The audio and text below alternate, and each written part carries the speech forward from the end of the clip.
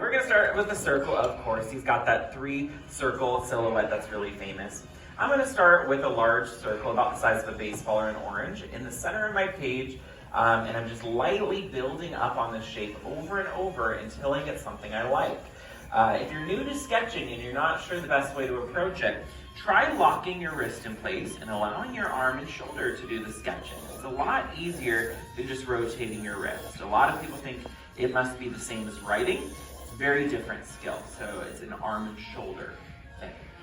I'm going to place in some construction lines for Mickey. I'm going to place in a vertical line first, going right through the center of that circle, just dividing it in half. And then I would say about halfway up that circle, I'm going to place in a horizontal line, so we now have a plus sign in that circle.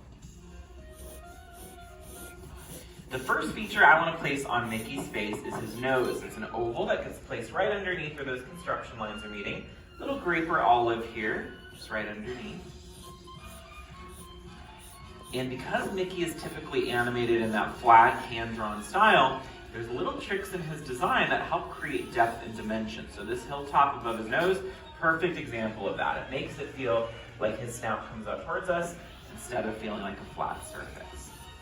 Now the snout line and the nose are the first features I'm going to go back and lock in, which means I'm going back with that darker line work, and I'm now finalizing those features, I'm cleaning them up, and you're going to start to see that they really stand out in the drawing. So you want to make sure that you only lock in what you like in your drawing.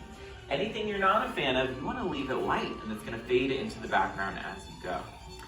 In addition to locking in these features, I also like to shade in Mickey's nose. That's definitely optional, but I tend to feel like it gives it a more complete look when you add in that tone. So feel free to shade in Mickey's nose. But when drawing characters, you always want to aim for an expression that really feels like that character. So think of Mickey in your head. What expression comes to mind? Anybody want to take a guess? Yeah. Happy, smile, yeah. I mean, if any of you have Mickey on your shirts or jackets, whatever, look at the expression. It's always a smile. That's his trademark. I'm going to place in a large letter U-shaped smile. I would say about halfway between the nose and the chin. And I like to break my smile into 2 halves. I find that a lot easier to sketch out. So I'm just breaking those 2 curves on each side. And in animation, we tend to avoid subtlety. We like to exaggerate. It's called pushing a pose or pushing an expression. And we do this because not only is it more fun to look at, it's a lot easier on the animators as well because they're able to show that range of emotions really easily. And so 2 ways that we push Mickey's expression. The first I've already added in. It's these little rainbows or creases at the ends of the smile. And this gives the appearance that his cheeks are being pushed up. So it's a lot more expressive, a little cuter as well, and it just makes him look really happy. The other way we like to push Mickey's expression is we'll give him an open mouth smile. In animation, it's often called a laughing smile, which, as the name suggests, makes it look like the character is talking or laughing, maybe even singing. And so this kind of expression is a lot more dynamic. It's less static in that sense.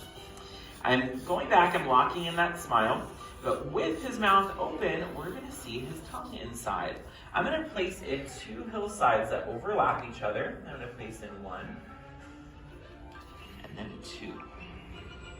Now, if you wanted to give Mickey teeth, you're not wrong. Mickey does have teeth, but they tend to show up only if he's like eating or if he's super mad and he's gritting his teeth. So for our smiling Mickey, it might feel a little out of place to see his teeth there. So instead, I'm going to recommend you shade in the back of Mickey's mouth, so that way we can really see that tongue a lot better. Something you definitely do want to add to your sketch, though, is a bottom lip. Right underneath Mickey's smile, we're going to place in the same letter U curve that you drew for his mouth. I'm just going to copy it once more. So we have another little U here for his bottom lip. Now, in November of last year, November 18th, Minnie and Mickey celebrated their birthday on the same day. Anybody want to take a guess how old they turned? Anybody have a guess? Older than 75. A little younger than 100. 94, yeah, you're in the right ballpark. And despite being 94, Minnie and Mickey still look really youthful, really cute, and that's because over the years, different features have changed on these mice, but something that has remained since 1928 is their soft, round cheeks, and that's what I want to add in now. And they're going to be shaped like candy canes or hooks on each side. They just kind of curve down to that bottom lip. I'm going to add in again that kind of soft candy cane-like cheek there. Now I mentioned these two celebrated the same birthday, and that's because they debuted together in Steamboat Willie back in 1928. Now something that's kind of interesting, if you didn't know this, is Steamboat Willie was the first time audiences met these mice, but that actually was not the first time they were animated. They were in a few shorts prior, but the reason why Steamboat Willie was released first is it did something pretty groundbreaking and amazing for 1928, and that's that it had synchronized sound. If you know your film history, you know that sound entered film in the 1920s, and animation was on a very similar track, and so Steamboat Willie was the first time audiences were hearing sound effects as well as music while watching animation. Before that, animation was a silent art form, and so Steamboat Willie, really big deal, and really iconic short. I would say to this day, still one of the most recognizable shorts, largely because Disney plays a clip of it before every Disney animated film. It's where Mickey's steering that boat and whistling. Really, really iconic short. We're about halfway done with Mickey. How are we doing so far? Okay, I got some so-sos, I got some E's, and then I got some silence. Okay, I think I got one thumbs up. All right, that's not great odds, but are we having fun so far?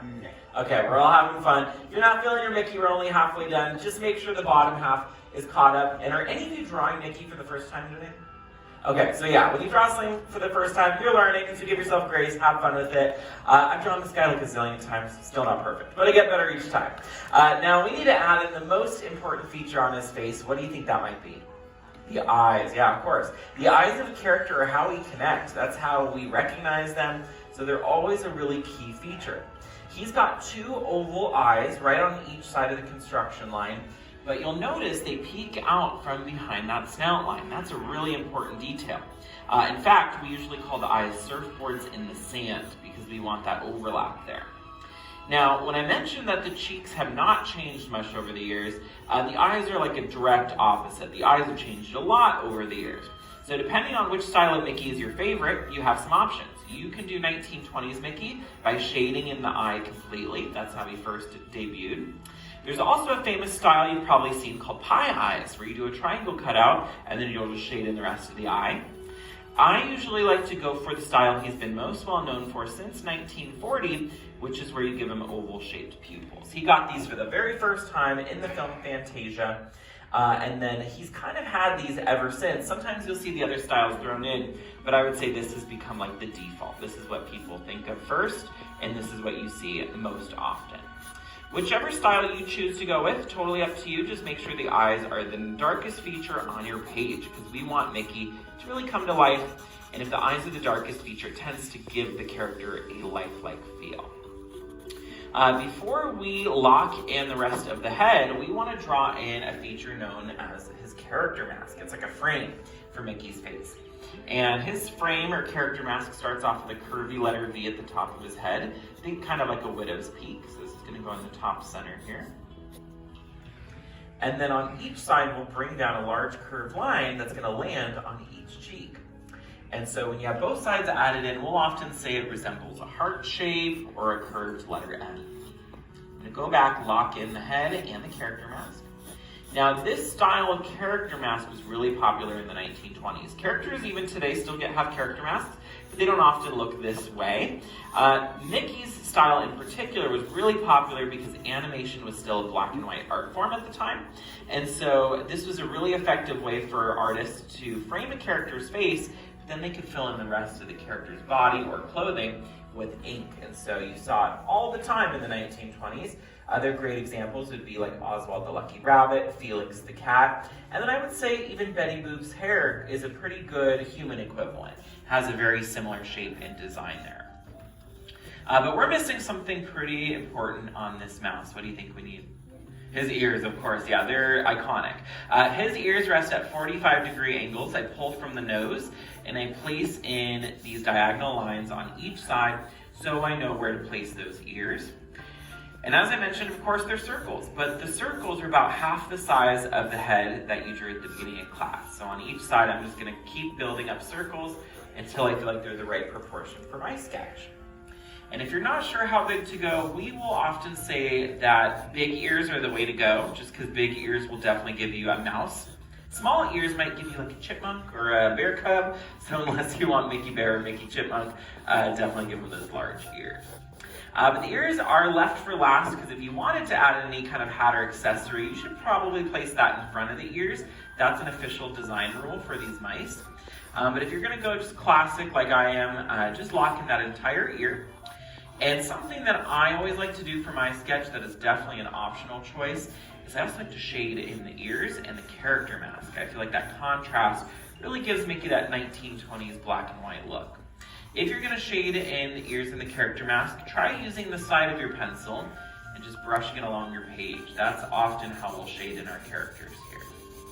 Once you've added in those final touches, the last step anytime you draw a character is you're going to want to sign somewhere nice and proud because you've drawn your very own Mickey. Alright, in the end, I'm a little scared to ask, how did we do? Okay, so that was an improvement from the halfway point. You guys took my pep talk to heart. I love it. Did we have fun drawing Mickey? Yes. Okay, great. I want to see how you all did. If you're a first timer here, we always end our classes with an art show. So on the count of 3, I want you to flip your boards. I want to see how your Mickeys turned out. Ready? 1, don't be shy. 2, 3. Let's start over here. How'd we do?